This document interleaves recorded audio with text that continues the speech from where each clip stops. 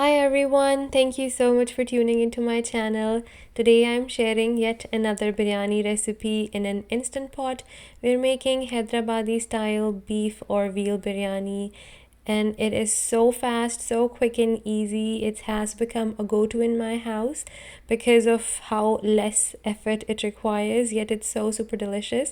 So let's get started with the recipe, but before that, please do consider subscribing to my channel and giving this video a big thumbs up. So the first thing I'm going to do is marinate my veal. I'm using baby veal, but you can use goat meat, beef, lamb, even chicken for this recipe. It turns out so good with any kind of meat. So to that I added 2 heaped tablespoons of yogurt, the regular spoons that we used to eat our food with, a squeeze of 1 large lemon, 1.5 tablespoons of garlic paste, a tablespoon of ginger paste, 1 teaspoon of chili powder, a tablespoon each of coriander and cumin powder, about 2.5 teaspoons of salt, and about 1 tablespoon of kasuri meethi or fenugreek, which is optional. And then all you do is you mix it and let it marinate for about an hour and even overnight. So now I'm going to put all of this marinated meat in my instant pot, and because it's boneless, my meat was fully drained, it didn't have excess liquid in it. I'm adding about 3 tablespoons of water into it. Just give it all a stir, and then I'm going to pressure cook this for about 20 minutes. Because I'm using veal meat, I'm gonna be doing it for 20 minutes, but for beef I would recommend using it for 30 to 35 minutes, and for mutton shank about 15 to 20 minutes to have super tender meat. So while that is pressure cooking, let's prepare our rice. And I have here about 10 to 15 cups of water. To that I've added some whole spices plus green chilies and about a tablespoon of salt for 3 cups of soaked rice. All the whole spices are mentioned on the screen and in the description box below. So my rice were soaked for about an hour and then I stained them. Once the water comes to rolling boil, that's when I'm going to add the rice in. I'm going to let them cook for about 6 to 8 minutes. It depends on what kind of rice you're using.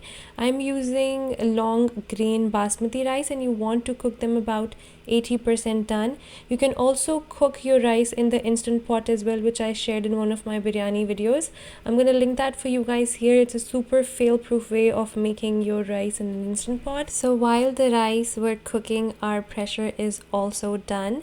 So for this I'm doing a quick pressure release, but you can let it release the pressure naturally as well. So now I'm putting it on saute mode, and next is bhunifying the masala. There are no onions or yogurt in this recipe. I'm adding my potatoes at this moment. You can skip them if you want to. So now I'm gonna just let it simmer till most of the water it evaporates and it kind of looks something like this. I'm using baby potatoes, baby russet potatoes, which cook super fast.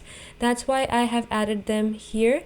But if you're using large potatoes, you may have to fry them or you may have to pressure cook them along the meat as well. Just see what kind of potato you're using and what works best for you. So at the end I added oil and then a little bit of tomato paste, about 1 tablespoon, and I bhunified everything till it was nice and the oil started to coming out. It takes about 10 to 15 minutes at least to bhunify a good gravy. So once that was done, it's all about layering. So half of the masala, the meat masala, followed by half of the rice, and I had a little bit of milk, about 2 tablespoons of lukewarm milk, to which I added some food coloring, and about a teaspoon of Kehwra or rose or any essence of your choice. I am recently loving saffron essence, so that's what I used.